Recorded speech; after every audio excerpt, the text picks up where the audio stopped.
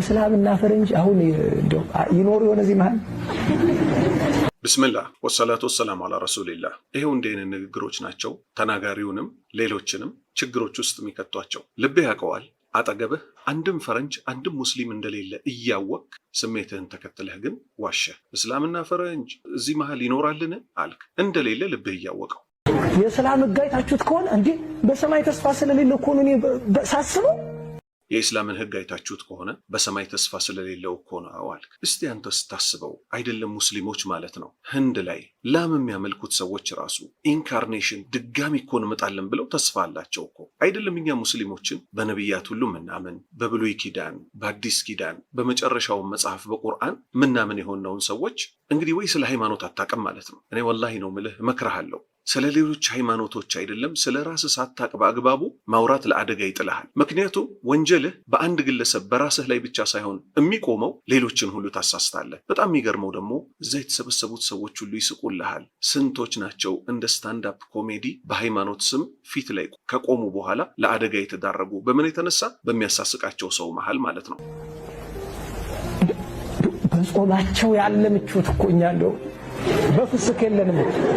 ቀጠልክና ምን አልክ? እኔ ሳስበው አልክ። ስለ አንተ ሐሳብ ማን አወራ? የተጠየቀው ስላለው ተጨባጭ ሁኔታ ነው። ምን አልክ? ስለኛ ጾም መሆኑ ነው እንግዲህ እያወራህ ያለው። በጾማቸው ያለ ምቾት እኮ እኛ እኮ በፍስክ የለንም አልክ። ተው አትዋሽ፣ እኛ አይመለከተንም። ለምሳሌ ግን ቅዳሜ ቀን በለው ምን በለው የኩንስፓኛ ቤት ማአት ስጋም ይዘለዘለው ኦርቶዶክሶች ናችሁ የምትበሉት፣ ግን አይመለከተንም። ለምን? አላህ በረካ ያደርግላችሁ። ስለዚህ እኛ በእናንተ ጉዳይ ለምሳሌ እነዚህ ሰዎች እኮ ለፋሲካ ለገና በኃይለኛው ነው በሬ የ100,000 ብር የ200,000 ብር አይመለከተንም፣ አልተመለከተንም። አንተም ምን አትበል፣ በጾማቸው ሰዓት የሚበሉት እኮ እኛ እንኳን በፍስክ አናገኘውም ብለህ አትዋሽ። በደንብ ታገኙታላችሁ። ሚስት ጋር ነው መተኛት አትከለከል።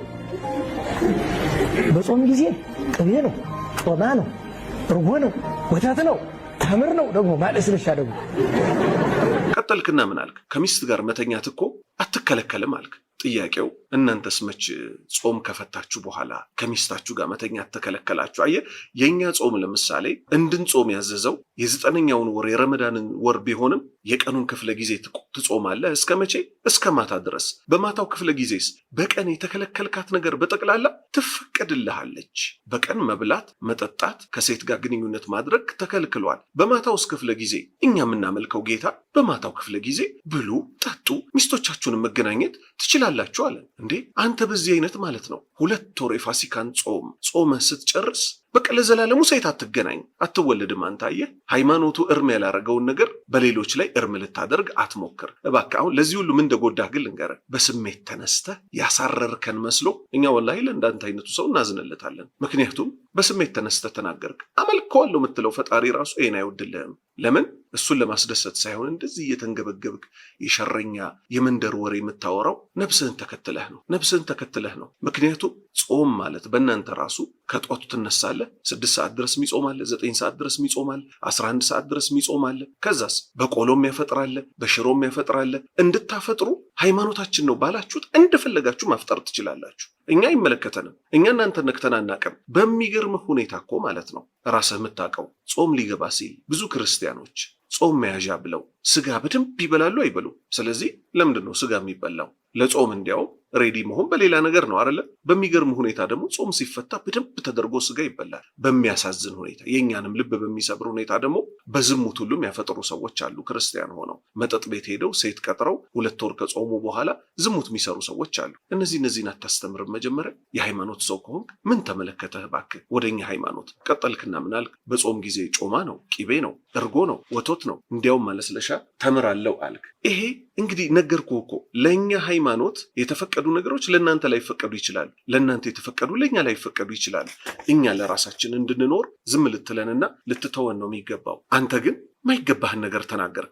አረብ አገር ብትሄዱ ደግሞ ከዚህ እስከዛ ተዘርግቶ ስጋጃ በለው ነው ዛለት ብለ ያንን እያፈሽክ መብላት። አሁን የጾም ነው እንደፈለገ ቢበላ እኮ የሰው ልጅ መጠን አለው የሚበላበት፣ ከዛ በላይ አይበሉም። ይልቁንም አንተ ለምን በክፉ አይን ተመለከትካቸው? ቀኑን ሙሉ ጾመው 12 ሰዓት 13 ሰዓት ተርበው ውለው አላህ የፈቀደላቸውን ቢበሉ አንተ ምን አገባህ እዚህ ውስጥ? ቀጠልክና ምን አልክ? አሁን ይሄ ጾም ነው አልክ። አዎ ጾም ነው፣ ለእኛ ጾም ነው። ለእናንተ ለምሳሌ አንድ ሙስሊም ብድግ ብሎ 6 ሰዓት ድረስ መጾም ጾም ይባላል ቢል ይመለከተዋል? አንድ ሙስሊም አይመለከተው። እኛም ባመንበት ምን እናደርጋለን? 12 ሰዓት ጾም 13 ሰዓት ጾም አንተ የሚመለከትህ ጉዳይ አይደለም። በዛ ላይ ደግሞ ማሰብ ያለብህ አረብ ሀገር ላይ ረጅም የሆነ ምግብ የሚቀርበው ለማን ይመስልሃል? ምስኪኖች ነው የሚበሉት። ድሃ እየተፈለገ ይበላል። አብዛኛውን ጊዜ ከአረብ ሀገር ተልኮ እዚህ ለብዙ ምስኪን የሚሰጠው አረቦቹ ለራሳቸው ቀድሞ ግን ምን ያደርጋሉ? ድሃ ሀገራት ላይ ላሉ ሰዎች ይልካሉ። እኔ እውነት አጋንንት ከበው የሚስቁባቸው እኮ የሚመስለኝ። እኔ እኮ አጋንንት ከበው የሚስቁባቸው ነው የሚመስለኝ አልክ። በሚመስለኝ አታውራ። አጋንንት ማለት ሰይጣን ነው። ሰይጣን የሚከበው የእንዳንተ አይነቱን ንግግር ነው። በእርግጠኝነት ምነግርህ ማለት ነው። ለምን የራስህ ሃይማኖት ላይ እንኳን ያልተደነገገን ነገር ተነስተህ ሰውን ለመንካት ሰውን ለመጉዳት ብለህ እንዲህ አይነት የአጋንንት ስራ ትሰራለህ? እባክህን ረጋ በል ትንሽ። ገና ደስ ይለኛል በአንድ ጎን። ለምን ደስ እንደሚለኝ ታውቃላችሁ? እንኳን ይህን ዓለም አላጥቶ ሁለት ዓለም ታጣምታለህ አይደል ወይ? እግዚአብሔር አይደለ ወይ?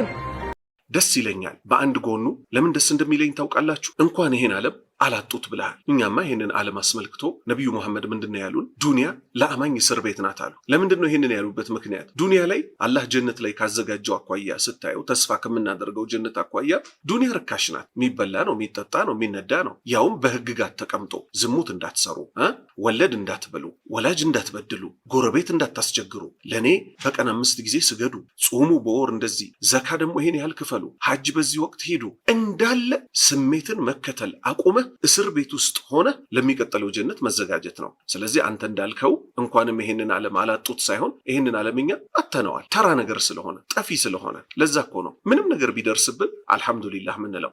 ፈረንጅና እስላም አውቆበታል። ያኛውን እስላሙ ታውቆ አይደለም፣ ፈረንጁ ግን አውቆ ነው። እስላሙ እኮ እንደዛ አድርጎ ጸድቃለሁ እንዴ? እኔ ይገርመኝ። ቀጠልክና ምን አልክ? ፈረንጅና እስላም አውቆበታል አልክ። አላሁ አክበር። አሁን እስቲ ፈጣሪ የለም ከሚሉት ፈረንጆች ጋር እንዴት ታገናኘናለህ? ያውም ሁሉም እኮ አይደሉም፣ ግን ብዙ ኤቲይስቶች አሉ ፈጣሪ የለም ብለው ከእንስሳ ጋር የሚጋቡ፣ ወንድ ለወንድ የሚጋቡ፣ ሴት ለሴት የሚጋቡ ብለህ አንድ ሀገር ላይ እየኖርክ አታቀንም ነው ወይስ ውስጥ ያረገዝከው እርጉም ነገር ስላለ ነው እኛን ከፈረንጆች ጋር መታገናኘን? ግን የውስጥ አዋቂው ጌታ ሰማይ ምድርን የዘረጋ ምን ያደርግሃል? ይተሳሰብሃል። እስላም እኮ እንደዛ አድርጎ እጸድቃለሁ ነው የሚለው አልክ። አዎ ጾመን እኮ እንጸድቃለን ስለምንል እኮ ነው ድሃ ምናበላው የመሳሰሉትን ነገሮች ምንሰራው ማለት ነው። ለነገሩ ገድዬ ጸድቃለሁ ብሎ ካሰበ በልቼ ጸድቃለሁ ይልም አያስገርም አይደል? አያስገርምም በእውነቱ። ቀጠልክና ግን በጣም በሚያሳዝን ንግግርህም በዚህ ቆሻሻ ንግግር ደግሞ ዘጋኸው። ለነገሩ ገድዬ ጸድቃለሁ ብሎ ካሰበ በልቼ ጸድቃለሁ ቢል ያስገርማል? አያስገርምም በእውነቱ አልክ። አላሁ አክበር፣ አላሁ አክበር፣ አላሁ አክበር። ኢትዮጵያ ሙስሊምና ክርስቲያኑ አብሮ እየኖረ ነው። ሙስሊሙ በጣም ብዙ ነው በቁጥር፣ ክርስቲያኑም ብዙ ነው በቁጥር። ሰርግ ላይ ትጠራላችሁ፣ ለቅሶ ላይ እንመጣለን፣ ሰርግ ላይ ትመጣላችሁ። በቃ በዚህ መልክ ነው እየኖርን ያለ ነው። ታዲያ ለምንድን ነው ግዴታ? እኮ ሰው በገጀራ ብቻ እኮ አይደለም የሚገደለው። ለምን በመርዝ አላጠፋናችሁም? እስቲ መልስልኝ። አንተ እንደምትለው ክርስቲያንን መግደል ገነት ያስገባል ብለው ነው የሚያምኑት። ገለህ ገነት ትገባለህ ከተባለ በልቼ ጸድቃለሁ ቢል ያስገርማልን? በእውነቱ አያስገርምም ማለት እና እንደው ከምንም በላይ ቆም ብለህ እስቲቺ ምክር ለብቻ ቁጭ ብለህ ስማት። እንደው ወደ ፈጣሪ ያቀርብሃል ይሄ ንግግር።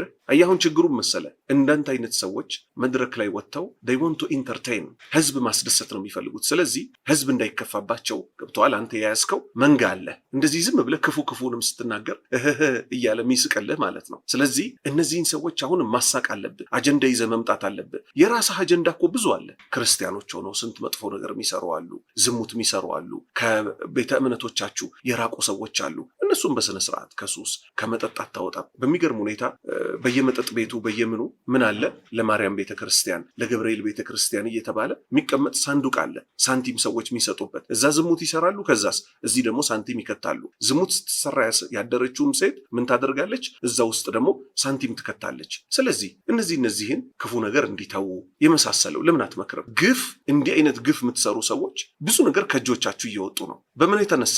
የውሸትና የግፍ መጨረሻው እዚህ ምድር ላይ ስለሚያስከፍል። ስለዚህ እባክህ ወገናችን ቆም ብለህ አስብ። እኛን አልጎዳችሁንም። በየቀኑ የተበደለ ረዳቱ አላህ ነው። ይሄው አላህ እየረዳን ነው። አሁንም ገና ይረዳናል። እኛ ምን እስከሆን ድረስ ሐቅ ላይ እስከ ቆምን ድረስ እኛም ከበደል እስከ ጸዳን ድረስ እኛም ከበደልናችሁ እኛም እናመልከው ጌታ አላህ ፍትሃዊ ጌታ ነውና በእኛ ላይ እርምጃ ይወስዳል። እናንተም ደግሞ ካልተቆጠባችሁ ራሳችሁን ችግር ላይ ከምጥሉ እንዲህ አይነት ንግግሮችን ከመናገር በፊት በወረቀት ጽፈ እቺ ንግግሬ ነገ ሰማይና ምድርን የዘረጋ ጌታ ዘንድ ራቁቴን ተቀስቅሼ ስቆም ያስጠይቀኛል ወይስ ጽድቅ ያሰጠኛል ብለህ ቆመህ አስብ። ምክንያቱም ሞቶ መቀስቀስን መርሳትና እዚህ ምድር ላይ ቲፎዞዎችን መሰብሰብ ትልቅ ነገር የመሰለው ሰው ካለ ለአደጋ ራሱን ይጥላል። አላህ ይዘንልን። አላህ ቅኑ መንገድ ይምራን። እቺን መከራ ውስጥ የገባች ሀገር ወደ ሰላም ይመልስልን። እሱም በብቸኝነት ከሚያመልኩ ሰዎች ያደርገን። በጽድቅ የሚያዙ ከመጥፎ ከሚከለክሉ ሰዎች አላህ ያደርገን። ጨርሽ